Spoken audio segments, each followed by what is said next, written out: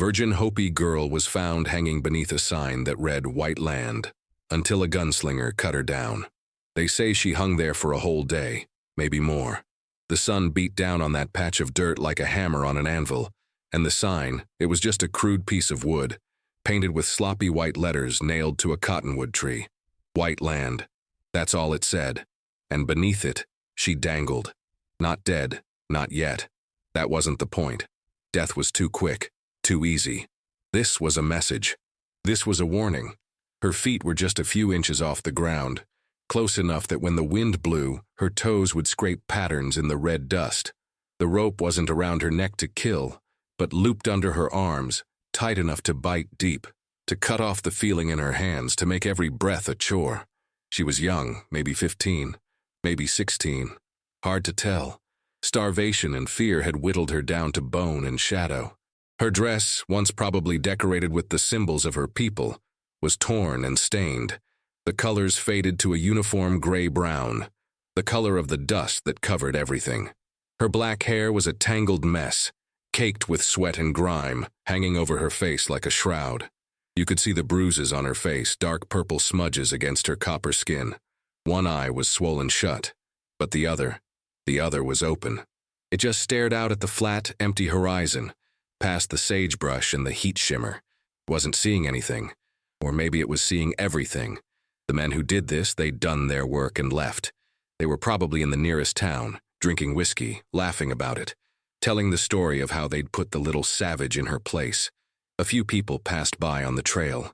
A prospector leading a stubborn mule, a family in a rickety wagon heading west. They saw her. Of course they saw her. You couldn't miss it. The sign was a beacon and she was the sacrifice tied to it.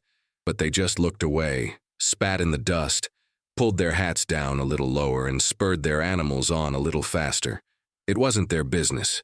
In this land you learned quick what was your business and what wasn't. And a Hopi girl hanging from a sign that claimed the land for white men, well, that was about as far from your business as you could get. So she hung there. The silence was the worst part. Not a real silence, not a peaceful one. It was a heavy, suffocating silence. The only sounds were the buzz of flies drawn to her sweat and blood, the creak of the rope against the branch, and the shallow, ragged whisper of her own breathing. Every muscle in her body screamed. Her shoulders felt like they were being torn from their sockets. The thirst was a living thing in her throat, a ball of fire and sand. She'd stopped trying to struggle hours ago. There was no point. There was just the pain and the sun and the dust and the awful, endless silence. She was an object, a piece of property left out to cure, a symbol. Her humanity had been stripped away, layer by layer, until all that was left was this breathing, suffering thing hanging from a tree. And that's how he found her. Just like that. A footnote in the story of how the West was won, written in pain and rope. A story nobody wanted to read. A sight nobody wanted to see. She was just another ghost in a land already full of them. Before we get to what happened next, I'd love to know where you're all watching from. It's always amazing to see how far these stories travel. Drop a comment below and let me know your city or your country. And hey, if you're finding this story compelling so far, do me a favor and hit that subscribe button so you don't miss what's coming. It really helps the channel out. Alright, let's get back to it. His name was Jedediah, but no one had called him that in 20 years. It was just Jed. He was riding a tired-looking buckskin, leading a pack mule that looked even more tired. He wasn't going anywhere in particular, just moving. It's what he did. He moved from one patch of nowhere to the next, looking for a quiet he could never seem to find. He saw the sign first, the white letters stark against the dark bark of the tree. White Land. He snorted. Every patch of dirt out here had a sign on it, or a fence, or a man with a gun claiming it was his. He'd learned to ride around them. It was easier. Then he saw her. He reined in his horse, the leather creaking in the silence. He just sat there for a long time, watching. He took in the whole scene. The girl, the rope, the sign, the indifferent sky. His first thought was to keep riding. This was the kind of trouble that stuck to a man. The kind that followed you, that got you killed. He'd seen it before.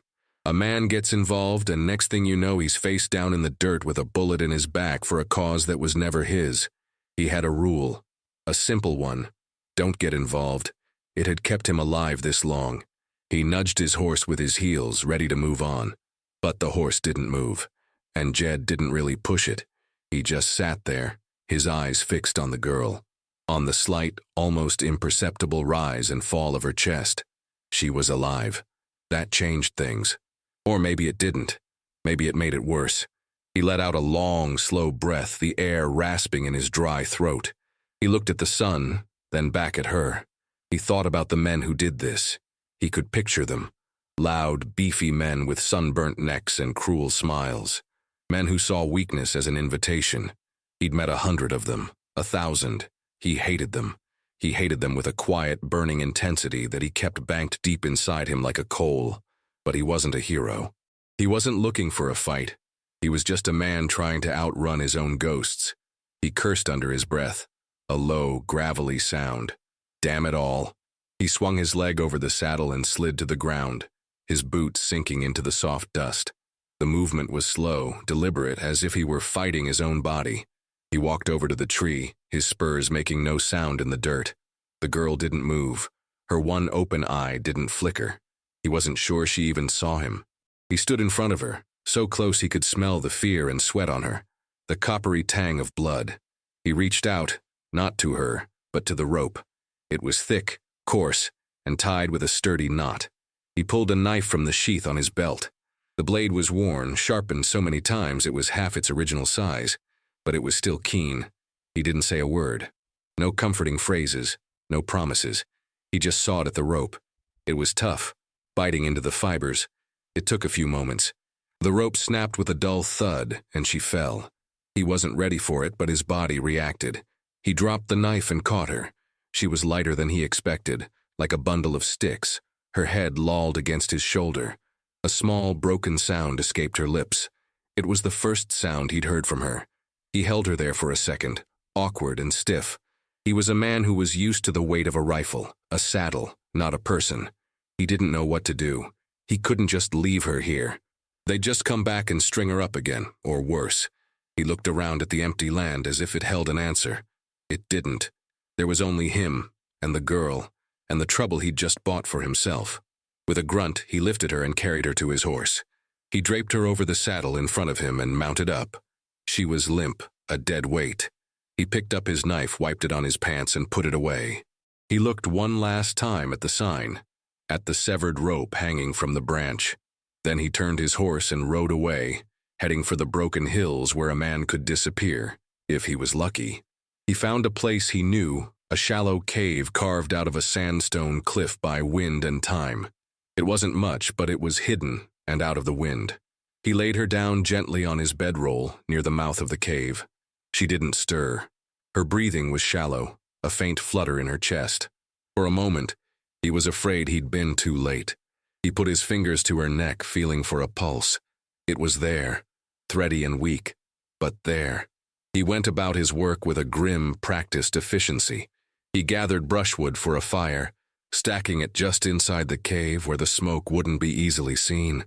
He got it going with his flint and steel, the small flame a welcome spot of color in the gray twilight. Then he turned his attention to her. He took his canteen and a clean rag from his pack. He sat beside her and began to clean the dirt and dried blood from her face.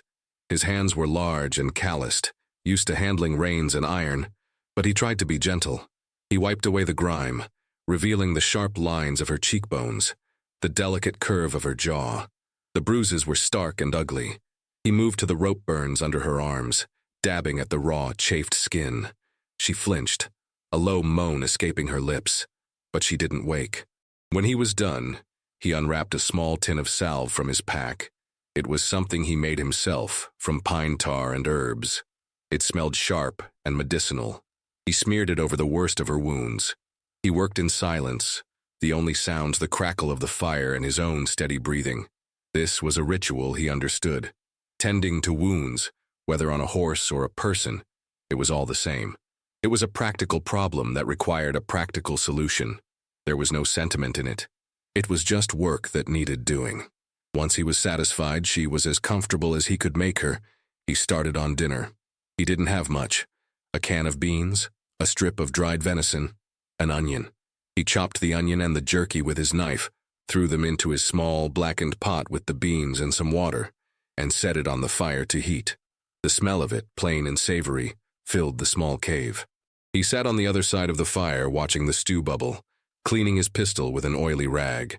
The familiar weight of the gun, the smooth, mechanical action of cleaning it, was comforting. It was a world he understood. Guns and horses and empty spaces. The girl on the bedroll was not part of that world. She was an intrusion, a complication he hadn't planned for. The stew was hot. He poured some into a tin cup and took it over to her. He knelt beside her and gently shook her shoulder. "Hey," he said, his voice a low rasp. "You need to eat."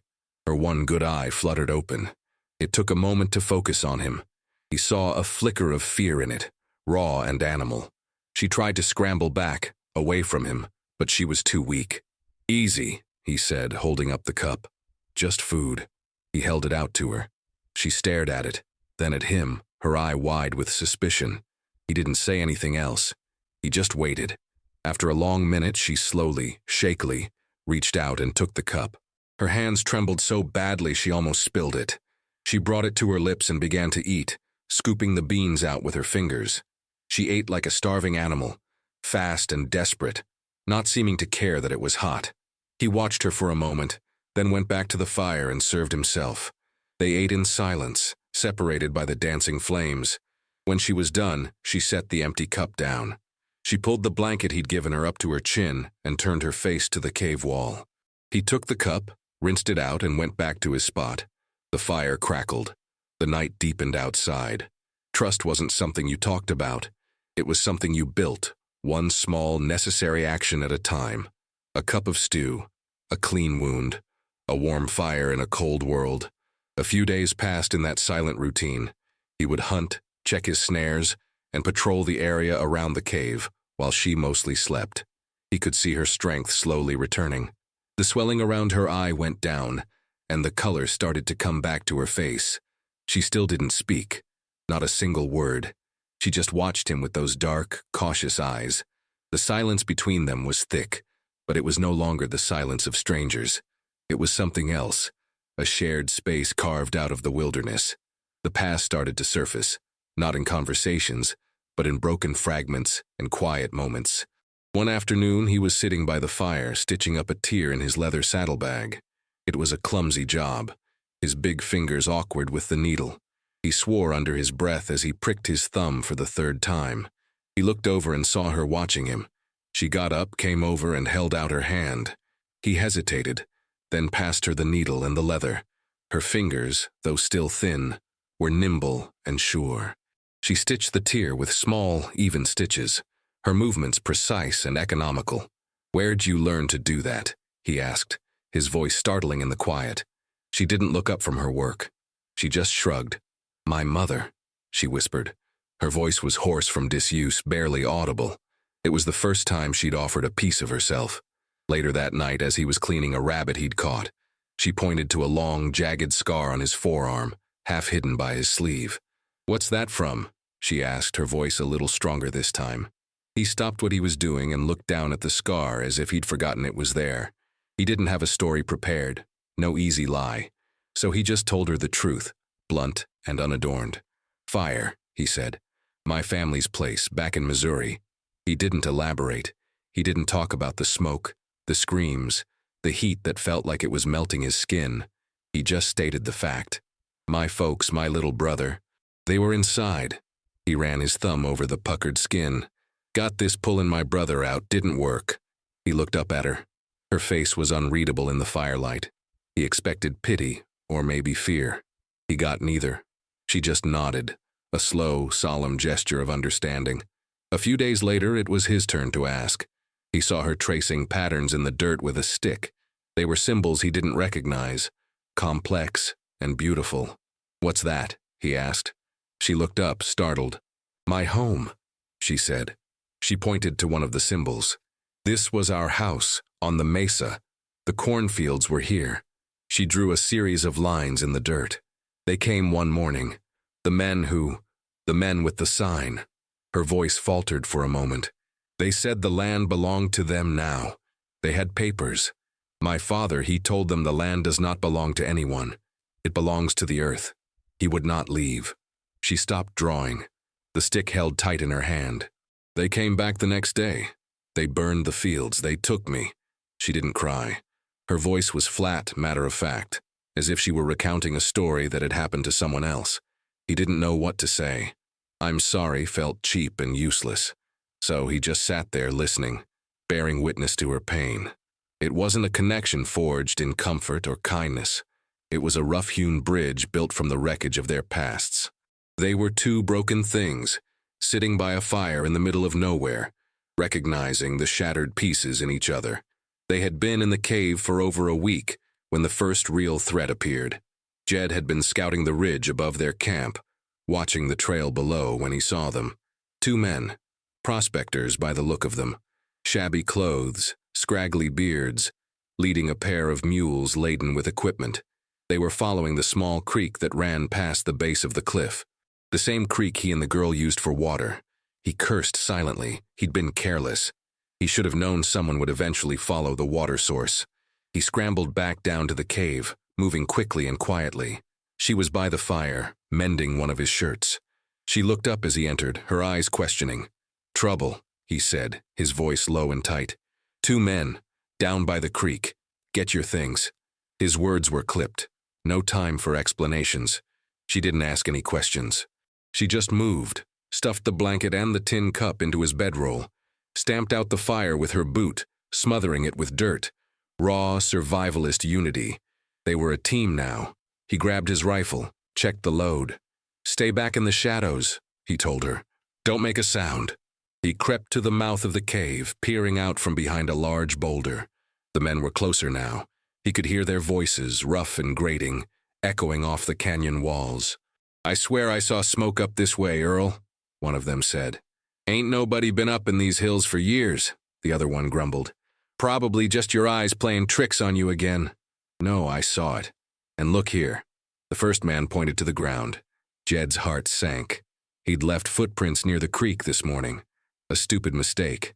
"Tracks," the man said, a note of excitement in his voice. "Fresh ones. Maybe we got squatters." They left their mules and started walking towards the cave, their rifles held at the ready. Jed's knuckles were white on the stock of his own rifle. He could take them. He knew he could. But a gunshot would echo for miles. It would bring more trouble. He waited.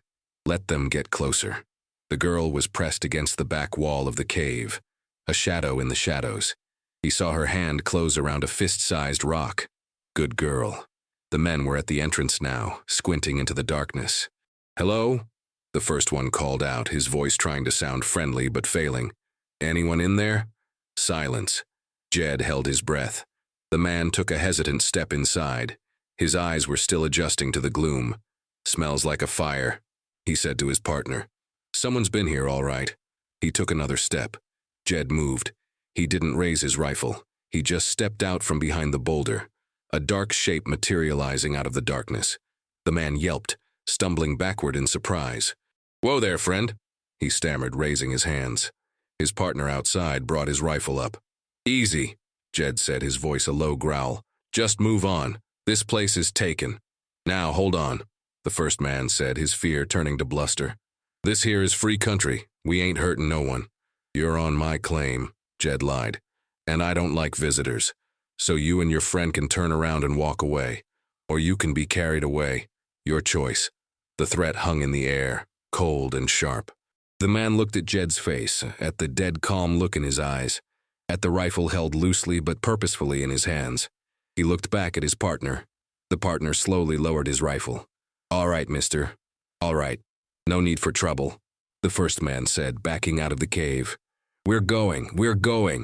They grabbed their mules and scurried back down the creek bed, casting nervous glances over their shoulders. Jed watched them until they were out of sight. He let out a slow breath he didn't realize he'd been holding. He turned back to the girl. She was still standing against the back wall, the rock still clutched in her hand. Their eyes met across the dim space. No words were needed. They had faced the first storm together and held their ground. The close call with the prospectors changed something between them. The silence that fell wasn't empty anymore. It was filled with a new kind of understanding, a shared vigilance. The bond deepened. not through words or tender moments, but through the hard currency of survival. They moved their camp deeper into the hills, to a place Jed knew that was more defensible, a small box canyon with only one way in or out. The work of moving was hard, and they did it together, a silent, efficient team. He carried the heavier gear, and she led the animals, her small frame surprisingly strong, her movements sure-footed on the rocky terrain. They were like two parts of the same creature, moving with a single purpose. One evening, as Jed was setting snares along a game trail, he didn't see the rattlesnake coiled in the shade of a rock until it was too late. It struck, not at him, but at his horse. The buckskin screamed and reared, its eyes wild with pain and terror. Jed was thrown hard, his head hitting the ground with a sickening thud. The world went black for a moment. When he came to, his head was throbbing, and the girl was kneeling over him, her face a mask of concern. The horse was a few yards away, its leg already starting to swell. He tried to sit up, but a sharp pain shot through his ankle. "It's broken," he grunted, the words tasting like copper in his mouth. He expected to see panic in her eyes, but there was none. She was calm. Her gaze was steady. She looked at his ankle, then at the frantic horse, then back at him. She took charge. "Stay," she commanded, her voice firm. It was the first time she had ever given him an order. She went to the horse first, speaking to it in a low, soothing tone, a language he didn't understand. It was her own tongue, the words soft and musical. The horse, still trembling, seemed to calm under her touch. She examined the bite, then looked around, her eyes scanning the sparse vegetation. She found what she was looking for, a tough, stringy plant with broad leaves. She came back, crushed the leaves between two rocks to make a green paste, and applied it to the snake bite on the horse's leg, binding it with a strip of cloth torn from her own dress. Then she came to him. She helped him sit up, propping him against a boulder. She splinted his ankle using 2 straight branches and more strips of cloth. Her touch was firm, knowledgeable. She wasn't just a victim he had rescued. She was a survivor in her own right, with skills and knowledge he didn't possess. Getting back to camp was an ordeal. He had to lean on her, his arms slung over her small shoulders, every step sending a jolt of fire up his leg.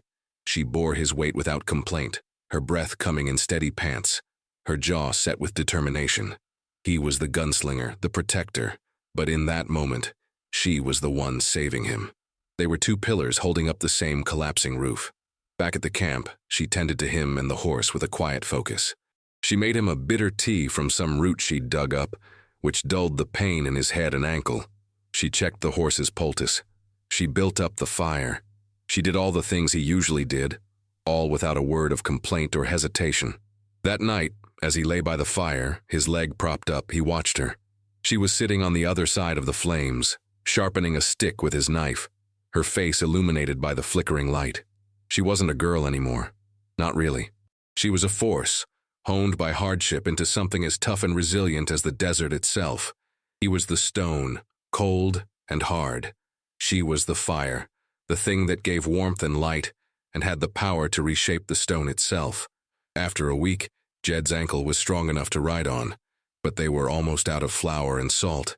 Their supplies wouldn't last another few days. They had no choice. They had to go into town. The town was called Redemption, a name that was a cruel joke. It was a miserable collection of unpainted wooden buildings squatting under the relentless sun, a place built on greed and desperation. The moment they rode down the main street, the town went quiet. Porch conversations stopped. Faces appeared in dusty windows. The silence was heavy with judgment. Jed felt every eye on them. On him, the grim loner, and on the Hopey girl riding behind him, her face impassive, her back straight. He could hear the whispers start up as they passed, like the rustle of dry leaves. "Well, look what the cat dragged in. That's Jedediah. Ain't seen him in a year. Who's the girl? One of them natives. I heard a story about that sign on Miller's new claim." The words were like small, sharp stones thrown at their backs. Jed ignored them. He kept his eyes forward, his face a mask of indifference. He dismounted in front of the general store, the only 2-story building in town. "Stay with the horse," he told her, his voice low. She nodded, her eyes fixed on the hostile faces watching them from across the street. She didn't look scared, just wary, like a wild animal that had wandered into a trap. Inside, the store smelled of sawdust, coffee, and stale tobacco. The storekeeper, a man named Henderson with a greasy apron and small piggy eyes, leaned on the counter. "Jedediah," he said, not smiling. "Thought a coyote got you." "Still breathing, Henderson," Jed said, placing a small pouch of gold dust on the counter. "Need flour, salt, coffee, and cartridges." Henderson looked past Jed, through the window at the girl waiting outside. A sneer twisted his lips. "Getting particular in your old age, are you? I hear you're in the business of cutting down other men's property." "Just give me my supplies, Henderson," Jed said, his voice flat and cold. Henderson weighed the dust, his movements deliberately slow. "Price has gone up for your kind of trouble, Jed. It'll cost you double." Jed didn't argue. He just nodded and pushed the rest of his dust across the counter. He knew it was useless. This was the price of his decision. While he was inside, a group of men ambled across the street from the saloon. They were the same kind of men who had put her on that tree. You could see it in their swagger, in the mean, empty look in their eyes. They circled her and the horse, trapping her against the storefront. "Well now, what we got here?" one of them drawled, showing a mouthful of yellow teeth. "Looking a little lost, ain't you, girl?" She said nothing. Her hand rested on the horse's neck, her knuckles white. "What's the matter? Cat got your tongue?" Another one taunted. "You one of Miller's? He was looking for a runaway." Just then, the store door swung open. Jed stood there, a sack of flour on his shoulder, his rifle in his other hand. He stopped and looked at the men. He didn't say a word. He didn't have to. His eyes, cold and gray as a winter sky, did the talking. The men shuffled their feet. The lead talker's smirk faded. Jed walked past them as if they weren't there. He loaded the supplies onto the pack mule, his movements unhurried. He turned to the girl and offered her a hand up onto the horse. She took it and he swung her up behind the saddle.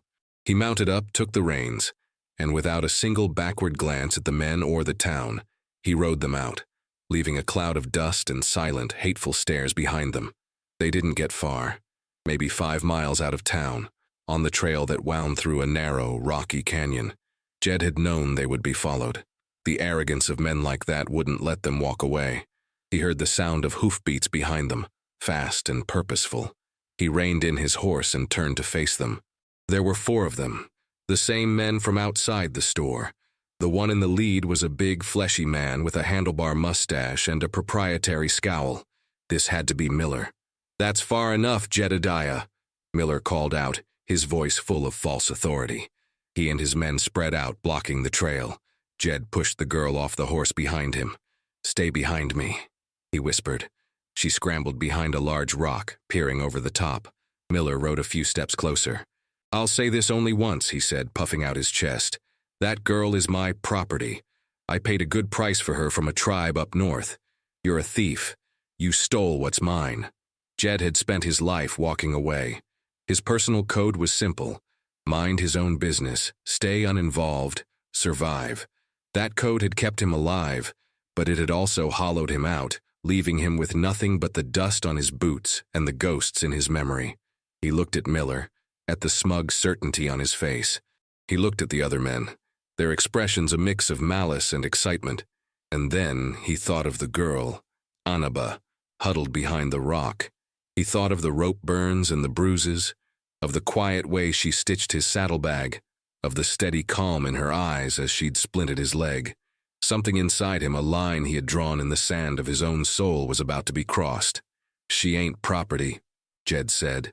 The words were quiet, but they echoed in the canyon like a gunshot. It was a declaration, a choice. Miller laughed, a short, ugly bark. "She's what I say she is. Now give her back and I might let you ride out of here with your skin intact." Jed's hand didn't move towards his gun. He just sat on his horse, a statue of deadly calm. The tension stretched thin, ready to snap. "I said, she ain't property," he repeated, his voice even lower, even more dangerous. Miller's face hardened. He was used to being obeyed. He made his mistake then.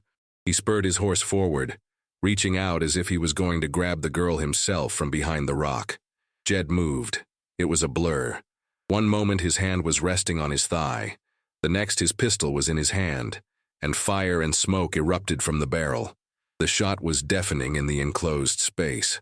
Miller screamed not in pain, but in shock, dropping his own gun as it clattered to the rocky ground. Jed hadn't aimed at Miller. He'd shot the pistol right out of his hand, a demonstration of skill so profound it was more terrifying than a killing shot.